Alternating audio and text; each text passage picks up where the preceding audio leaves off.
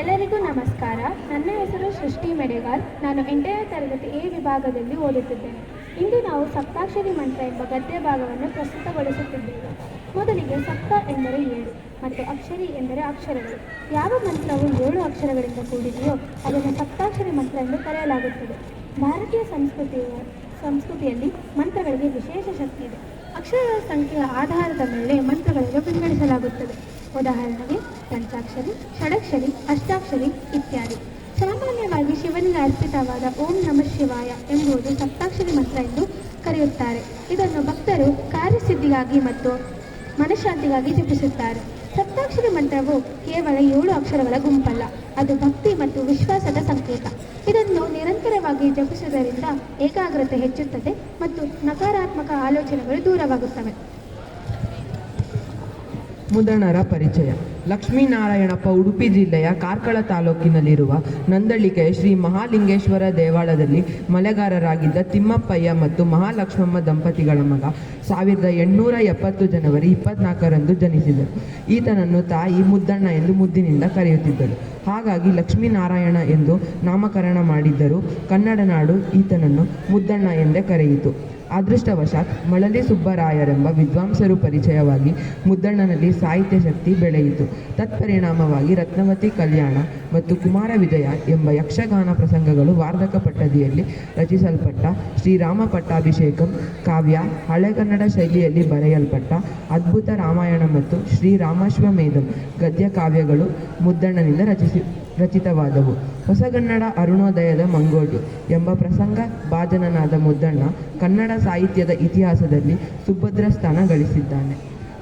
ಸಪ್ತಾಕ್ಷರಿ ಮಂತ್ರ ಮುದ್ದಣ್ಣರ ಪ್ರಮುಖ ಕೃತಿ. ಈ ಕೃತಿಯಲ್ಲಿ ಶಿವಭಕ್ತಿಯ ಮಹತ್ವ, ಮಂತ್ರಶಕ್ತಿಯ ಪರಿಣಾಮ ಮತ್ತು ಸತ್ಯಧರ್ಮಗಳ ಸಾರವನ್ನು ವಿವರಿಸಲಾಗಿದೆ. ಕನ್ನಡ ಭಕ್ತಿ ಸಾಹಿತ್ಯದ ಬೆಳವಣಿಗೆಯಲ್ಲಿ ಈ ಕೃತಿಗೆ ಮಹತ್ವದ ಸ್ಥಾನವಿದೆ. ಕನ್ನಡ ಸಾಹಿತ್ಯವು ಹಂತ ಹಂತವಾಗಿ ಬದಲಾವಣೆಗೆ ಒಳಪಟ್ಟು ಹಳೆಗನ್ನಡ, ನಡುಗನ್ನಡ, ಹೊಸಗನ್ನಡ ಎಂಬ ರೂಪ ಪರಿವರ್ತನೆ ಪಡೆದುಕೊಂಡಿದೆ. ನಡುಗನ್ನಡ ಸಾಹಿತ್ಯವು ಹಿಂದೆ ಸರಿದು ಹೊಸಗನ್ನಡ ರೂಪುಗೊಳ್ಳುತ್ತಿದ್ದ ಕಾಲದಲ್ಲಿ ಹೊಸಗನ್ನಡ ಸಾಹಿತ್ಯಕ್ಕೆ ಮುನ್ನಡಿ ಬರೆದು ಹೊಸಗನ್ನಡದ ಅರುಣೋದಯದ ಮಂಗೋಳಿ ಎಂಬ ಪ್ರಶಂಸೆಗೆ ಭಾಜನರಾಗಿ ಕನ್ನಡ ಸಾಹಿತ್ಯದ ಇತಿಹಾಸದಲ್ಲಿ ಸುಭದ್ರ ಸ್ಥಾನ ಪಡೆದ ಕವಿ ಮುದ್ದಣ್ಣ. ರಾಮಾಯಣ ಮಹಾಕಾವ್ಯದ ಭಾಗವೊಂದರ ಕಥೆಯನ್ನು ಹೇಳ ಹೊರಡುವ ಕವಿಕಾವ್ಯದ ಮಧ್ಯದಲ್ಲಿ ತಮ್ಮ ಜೀವನದ ವಾಸ್ತವತೆಯನ್ನು ಬಿಚ್ಚಲೇಬೇಕು ಒಂದು ವೈಶಿಷ್ಟ್ಯವೇ ಸರಿ. ಇದು ಮುದ್ದಣ್ಣ ಮನೋರಮೆಯರ ಸಲ್ಲಾಪವೆಂದೇ ಖ್ಯಾತಿ ಪಡೆದಿದೆ. ಕಾವ್ಯ ಧರ್ಮದೊಳಗೆ ಜೀವನ ಧರ್ಮವನ್ನು ಬೆರೆಸಿ ಹೇಳುವ ಕವಿಯ ಜಾಣ್ಮೆಯನ್ನು ಮೆಚ್ಚಲೇಬೇಕು. ಕಿತ್ತು ತಿನ್ನುವ ಬಡತನದ ವಾಸ್ತವ ಚಿತ್ರಣವನ್ನು ಲಘಹಾಸ್ಯಮಯವಾಗಿಸುವ ಕಲೆಗಾರಿಕೆ ಮುದ್ದಣ್ಣನಿಗೆ ಸಾಧ್ಯ ಎಂಬುದನ್ನು ಈ ಗದ್ಯ ಭಾಗದಲ್ಲಿ ಕಾಣಬಹುದಾಗಿದೆ. ಮನುಷ್ಯನಿಗೆ ಎಷ್ಟೇ ಕಷ್ಟಗಳಿದ್ದರೂ, ಮನಸ್ಸನ್ನೇ ಸುಡುವ ಚಿಂತೆ ಇದ್ದರೂ ನವಿರಾದ ಹಾಸ್ಯ ಅವುಗಳನ್ನು ಸ್ವಲ್ಪ ಕಾಲ ಮರೆಯುವಂತೆ ಮಾಡುತ್ತದೆ. ನಗು ಮಾನವನನ್ನು ಗೆಲುವಿನ ಹಾದಿಗೆ ತರುವ ದಿವ್ಯೌಷಧ. ಶ್ರೀರಾಮಾಶ್ವಮೇಧಂ ಕೃತಿಯಲ್ಲಿ ಮಡದಿ ಮನೋರಮೆಯೊಡನೆ ಸಂವಾದದಲ್ಲಿ ನಿರತನಾದಾಗ ವ್ಯಕ್ತವಾಗುವ ಮಾತುಗಳು ಮುದ್ದಣ್ಣನ ಕಷ್ಟಜೀವನದ ಪ್ರತೀಕವೇ ಆಗಿವೆ. ಪ್ರಕೃತ ಗದ್ಯ ಭಾಗದಲ್ಲಿ ಸಪ್ತಾಕ್ಷರಿ ಮಂತ್ರದ ಶ್ರೇಷ್ಠತೆಯ ನೆಪದೊಂದಿಗೆ ತನ್ನ ಹಾಗೂ ಅಂದಿನ ಕವಿಗಳ ದಾರಿದ್ರ್ಯವನ್ನು ಪರೋಕ್ಷವಾಗಿ ಮುದ್ದಣ್ಣ ವ್ಯಕ್ತಪಡಿಸಿದ್ದಾನೆ. ಹೊರನೋಟಕ್ಕೆ ಕುತೂಹಲಕಾರಿಯೂ ಹಾಸ್ಯಮಯವೂ ಆಗಿದ್ದರೆ ಒಳಗೆ ದಾರುಣವತೆಯ ಕತೆ ಅಡಗಿಕೊಂಡು ಕರುಣಾರಸ ಅಂತರ್ಗತವಾಗಿ ಹರಿಯುವುದನ್ನು ಇಲ್ಲಿ ಕಾಣಬಹುದಾಗಿದೆ. ಶ್ರೀರಾಮನು ರಾವಣಾದಿಗಳನ್ನು ಸಂಹರಿಸಿ ಹರಿಭಕ್ತನು ರಾವಣನ ಸೋದರನೂ ಆದ ವಿಭೀಷಣಿಗೆ ಲಂಕೆಯ ಪಟ್ಟಾಭಿಷೇಕ ಮಾಡಿ ರಾಮ ಮತ್ತು ಸೀತೆ ಅಯೋಧ್ಯೆಗೆ ಮರಳಿ ರಾಜ್ಯಭಾರ ಮಾಡಿದರು. ಸೀತೆ ಗರ್ಭಿಣಿಯಾದಾಗ ಋಷ್ಯಾಶ್ರಮಕ್ಕೆ ಹೋಗುವ ಆಸೆ ವ್ಯಕ್ತಪಡಿಸಿದಳು. ಪ್ರಜಾಭಿಪ್ರಾಯಕ್ಕೆ ಮನ್ನಣೆ ನೀಡಿ ರಾಮನು ಸೀತೆಯನ್ನು ತೊರೆಯಲು ನಿರ್ಧರಿಸಿದನು. ಲಕ್ಷ್ಮಣನು ಸೀತೆಯನ್ನು ಕಾಡಿನಲ್ಲಿ ಬಿಟ್ಟು ಬಂದನು. ರಾಮನು ವೈಯಕ್ತಿಕವಾಗಿ ನೊಂದಿದ್ದರೂ ರಾಜ್ಯಭಾರದಲ್ಲಿ ತೊಡಗಿದ್ದನು. ಅಗಸ್ತ್ಯ ಮಹರ್ಷಿಗಳಿಂದ ರಾವಣನ ಹಿನ್ನೆಲೆ ತಿಳಿದು ಬ್ರಹ್ಮ ಹತ್ಯೆ ದೋಷದ ಬಗ್ಗೆ ದುಃಖತನಾದನು. ದುಷ್ಟ ಸಂಹಾರಕ್ಕಾಗಿ ಮಾಡಿದ ಕರ್ತವ್ಯಕ್ಕೆ ಅಂಜಬೇಕಿಲ್ಲ ಎಂದು ಅಗಸ್ತ್ಯರು ರಾಮನಿಗೆ ಸಮಾಧಾನ ಹೇಳಿದರು. ಶತ್ರುಘ್ನನ ಮುಂದಾಳತ್ವದಲ್ಲಿ ಜಾಂಬವ, ಹನುಮಂತ, ಸುಗ್ರೀವಾದಿ ಕಪಿವೀರರು ಮತ್ತು ಸೈನ್ಯ ಯಜ್ಞಾಶ್ವದ ಬೆಂಗಾವಳಿಗೆ ಹೊರಟರು. ದಾರಿಯುದ್ದಕ್ಕೂ ಕೆಲವು ರಾಜರು ಕಪ್ಪ ಕಾಣಿಕೆ ನೀಡಿ ಸೇರಿಕೊಂಡರು. ಇನ್ನು ಕೆಲವರು ಅಶ್ವವನ್ನು ಕಟ್ಟಿ ಯುದ್ಧ ಮಾಡಿ ಸೋತು ಶರಣಾದರು. ಚಳಿಗಾಲದಲ್ಲಿ ಅಶ್ವವು ಅರಣ್ಯಕ್ಕೆ ಮುನಿಯ ಆಶ್ರಮವನ್ನು ಪ್ರವೇಶಿಸಿದರು. ಶತ್ರುಘ್ನಾದಿಗಳು ಮುನಿಯನ್ನು ಭೇಟಿ ಮಾಡಿ ಆಶೀರ್ವಾದ ಪಡೆದರು. ಈ ಕಥೆಯಲ್ಲಿ ಮನೋರಮೆಗೆ ಮಾಡಿದ ಸಂದೇಹ ಮತ್ತು ಮುದ್ದಣ್ಣ ಅದನ್ನು ಹೇಗೆ ಪರಿಹರಿಸಿದ, ಹಾಗೆ ಇದರ ಒಳಗುಟ್ಟೇನು ಎಂಬುದು ಈ ಪಾಠದ ಮುಖ್ಯ ಸಾರಾಂಶವನ್ನು ಈಗ ನೋಡೋಣ ಬನ್ನಿ. ಎಲ್ಲರಿಗೂ ಶುಭೋದಯ. ನನ್ನ ಹೆಸರು ಅಶ್ವಿತಾ. ನನ್ನ ಹೆಸರು ಚುಕ್ತ. ಇಂದು ನಾವಿಬ್ಬರು ಮನೋರಮೆ ಮತ್ತು ಮುದ್ದಣ್ಣ ಪಾತ್ರವನ್ನು ಹಳೆಗನ್ನಡದಲ್ಲಿ ಪ್ರಸ್ತುತಪಡಿಸುತ್ತಿದ್ದೇವೆ. ಎಲ್ಲರಿಗೂ ನಮಸ್ಕಾರಗಳು. ನನ್ನ ಹೆಸರು ಸಂತೃಪ್ತಿ. ನನ್ನ ಹೆಸರು ಚೇತನ್. ನಾವು ಇಂದು ಮುದ್ದಣ್ಣ ಮತ್ತು ಮನೋರಮೆಯ ಪಾತ್ರವನ್ನು ಹೊಸಗನ್ನಡದಲ್ಲಿ ಪ್ರಸ್ತುತಪಡಿಸುತ್ತಿದ್ದೇವೆ. ಎನ್ನ ಚೆನ್ನಿಗ ಅತ್ಯುತ್ತಮೆಂದೊಡೆ ಬಚ್ಚಿದೆ ಬಾಯುಪಚಾರಮೇ ಅಲ್ತಲ್ತು ಬಾಯುಪಚಾರ ಮಲ್ತು ಬಂದರ್ಗೆ ಕೈಗೆ ಕಾಲ್ಗೆ ನೀರಿತ್ತು ಕುಳ್ಳಿರಿಸಿ ಸವಿಗೋಳ್ಲಿಕ್ಕಿ ಪೂವಿಂ ಸಿಂಗರಿಸಿ ಭಾವನಂದನ್ ಸೊಗಸೊಗೈದು ಓಡನೆರಿದು ನುಡಿದು ನಡೆದು ಮಣ್ಣಿಪುದು. ನನ್ನ ಚೆಲುವ, ಆತಿಥ್ಯವೆಂದರೇನು? ಬರೀ ಬಾಯೋಪಚಾರವೇ? ಅಲ್ಲ ಅಲ್ಲ, ಬರಿಯ ಬಾಯೋಪಚಾರವಲ್ಲ. ಬಂದವರಿಗೆ ಕೈಗೆ ಕಾಲಿಗೆ ನೀರು ಕೊಟ್ಟು ಕುಳ್ಳಿರಿಸಿ ಅವರಿಗೆ ರುಚಿಯಾದ ಊಟವನ್ನು ಉಣಬಡಿಸಿ ಹೂವಿನಿಂದ ಅಲಂಕರಿಸಿ ಪರಿಮಳಭರಿತವಾದ ಶ್ರೀಗಂಧವನ್ನು ಸಿಂಪಡಿಸಿ ಜೊತೆಯಲ್ಲಿದ್ದು ಅವರೊಡನೆ ಹಿತವಾಗಿ ಮಾತನಾಡಿ ಗೌರವಿಸು. ಅಂತಿರ್ಪುದಂ ಶತ್ರುಹಾನ ಸಾಯರ ಸಾರ ಲೆಕ್ಕೆದೆನ್ನಿವಿರದು ಪಡೆಗಣ್ಯರಕ್ಕಂ ಕುತ್ತಿತಿರತು ಸುಮ್ಮನಿಸಿದನ ಅಪ್ಪುದಪ್ಪುದು ಅನಿಬರುವಂ ಯಥೇಷ್ಟಂ ಮೃಷ್ಟಾನಂ ಭೋಜನಂದೆಂ ತನ್ನಿಸಿದಂ. ಹಾಗಾದರೆ ಶತ್ರು ಸಂಹಾರ ಮಾಡುವಂತಹ ಸಾವಿರ ಲೆಕ್ಕದಲ್ಲಿದ್ದ ಅಷ್ಟೊಂದು ದೊಡ್ಡ ಸೈನ್ಯಕ್ಕೆ ಅನ್ನ ನೀರು ಕೊಟ್ಟು ತೃಪ್ತಿಪಡಿಸಿದನೇ?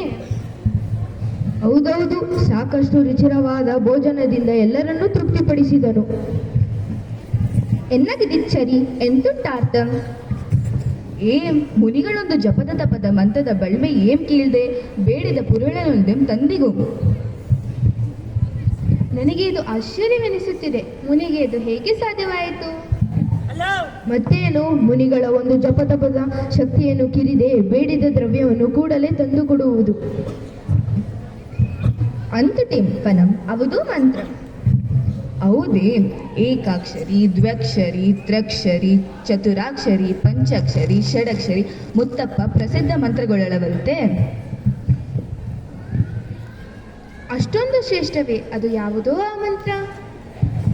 ಯಾವುದೆಂದರೆ ಏಕಾಕ್ಷರಿ 1 ಅಕ್ಷರದ ಮಂತ್ರ ಓಂ, ದ್ವ್ಯಾಕ್ಷರಿ 2 ಅಕ್ಷರದ ಮಂತ್ರ ರಾಮನಾಮ, ತ್ರ್ಯಾಕ್ಷರಿ 3 ಅಕ್ಷರದ ಮಂತ್ರ ಶಿವಾಯ, ಚತುರಾಕ್ಷರಿ ಉದಾಹರಣೆ ನಾರಾಯಣ, ಪಂಚಾಕ್ಷರಿ ಉದಾಹರಣೆ ನಮಃ ಶಿವಾಯ, ಷಡಾಕ್ಷರಿ ಉದಾಹರಣೆ ಓಂ ನಮಃ ಶಿವಾಯ ಮುಂತಾದ ಪ್ರಸಿದ್ಧ ಮಂತ್ರಗಳು ಇರುವವಲ್ಲವೇ?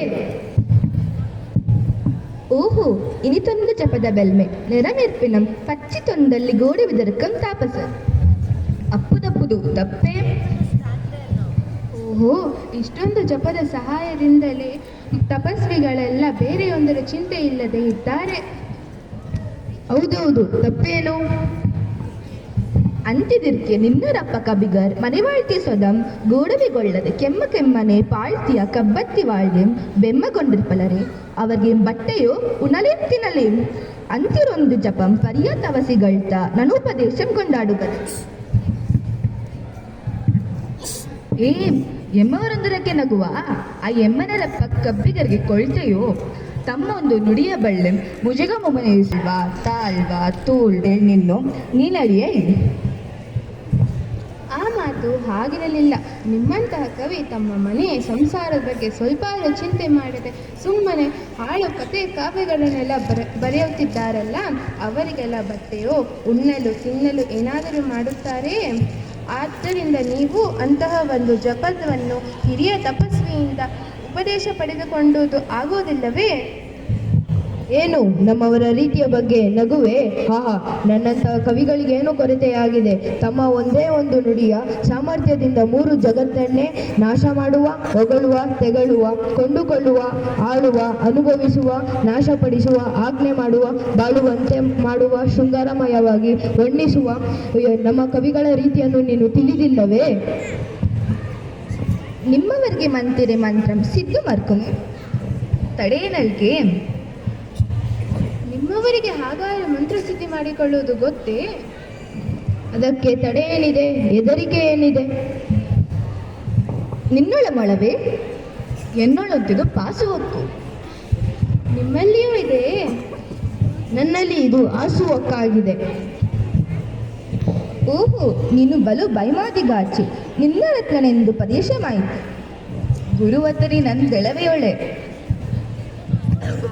ಆಹಾ, ನೀನು ಬಹಳ ಮಹಿಮೆಗಾರ. ನಿನಗೆ ಇದು ಯಾರ ಕಡೆಯಿಂದ ಉಪದೇಶವಾಯಿತು? ಗುರುವಿನ ಕಡೆಯಿಂದ, ಚಿಕ್ಕಂದಿನಲ್ಲೇ. ಎನ್ನೆಚ್ಟಿ ಅದಾವುದು ಮಂತ್ರುಳಿ ಸರ? ಎಳೆ ಪೆಣ್ಣೆ, ನೀನಾರೊಳಮೆಂದೆಂದಿಗೂ ಮುಸಿರಲ್ಬಾರದು. ಜೋಕೆ? ನನ್ನ ಪ್ರಿಯನೇ, ಅದು ಯಾವುದೋ ಆ ಮಂತ್ರ, ನನಗೂ ಅದು ಹೇಳು. ಎಳೆ ಎಣ್ಣೆ, ನೀನು ಯಾರಲ್ಲೂ ಎಂದೆಂದಿಗೂ ಹೇಳಬಾರದು. ಜೋಕೆ? ಎಂದು ಮೆಂತು ಮುಸ್ಲಿ ನಾಡೆ ಅಂತ ದೊಡಿತಿರು ಕೇಳಿ. ಭ ವ ಪೇರುಡಾಳನೆಂಬ ನಂಬುಗೆಯಂ ಪೋಯಿ. ಇದನ್ನು ಎಂದಿಗೂ ಯಾರೊಡನೆಯೂ ಹೇಳುವುದಿಲ್ಲ. ಹಾಗಾದರೆ ಈ ರೀತಿ ಇದು ಕೇಳು. ಬ ವ ಬೇರೆಯವರಿಗೆ ಇದನ್ನು ಹೇಳುವುದಿಲ್ಲ ಎಂದು ನಂಬುವ ಹಾಗೆ ಪ್ರಮಾಣ ಮಾಡು. ಇದೆ ಪಡಿನಂಬುಗೈ ನಿನ್ನಾಣೆ ಕುಲದೈವದಾಣೆ ಎಂದು ಪರಿವಳರೆ. ಓಂ ಭವತಿ ಭೀ ನೀನೆಂತೋ ಮಳ್ವೆಯೊಳ್ ಪೇರುಡನುಸಿದು ಗುಟ್ಟು ಬಿಟ್ಟುಡೆಮ್ಮನರ ಬಾಳ್ಪಾಳ್ಪು. ಇದೇ ಹಿಡಿ, ಪ್ರಮಾಣ ಮಾಡುತ್ತೇನೆ. ನಿನ್ನಾಣೆ, ಕುಲದೇವನ ಮೇಲೆ ಆಣೆ, ಎಂದಿಗೂ ಯಾರೊಡನೆ ಇದನ್ನು ಹೇಳುವುದಿಲ್ಲ. ಓಂ ಭವತಿ ಬಿ ನೀನು ಹೇಗಾದರೂ ಮರೆತು ಬೇರೆಯವರೊಡನೆ ಹೇಳಿದರೆ ನಮ್ಮ ಬಾಳು ಪಾಳಾಗುತ್ತದೆ. ಅನೇ ಮೊಡೆ ಪೋ ತಣ್ಣಾಣೆ ಕಣ್ಣಾಣೆ ಕೇಳ್ಬ. ಭವತಿ ಭಿಕ್ಷಾನ್ ದೇಹಿ ಎಂಬುದಿದುವೆ ಕಪ್ಪಿಗರಿಗೆ ಸಿದ್ಧಿಸಿದ ಪೇರ್ವೆಯ ಸಪ್ತಾಕ್ಷರಿ ಮಂತ್ರ. ಆರೋಳನ ಮುಸಿರದರು. ನಾನೇನು ದಡ್ಡಿ? ಹೋಗು, ತನ್ನಾಣೆ ಕಣ್ಣಿನ ಆಣೆ, ಎಂದಿಗೂ ಇದನ್ನು ಹೇಳುವುದಿಲ್ಲ. ಭವತಿ ಭಿಕ್ಷಾಂದೇಹಿ ಎಂಬುದು ಇದೇ ಕವಿಗಳಿಗೆ ಸಿದ್ಧಿಸಿರುವ ಹೆಮ್ಮೆಯ ಸಪ್ತಾಕ್ಷರಿ ಮಂತ್ರವಾಗಿದೆ. ಇದನ್ನು ಯಾರ ಬಳಿಯೂ ಹೇಳಬೇಡ. ಪೂ ಮಾಡಿದರೆ ನಮನ್ ನಿನ್ನ ನುಡಿ ಸಾಜಕಂ ನಿಕ್ಕುವೆಂಬಂದೆ ಬಗೆದಿ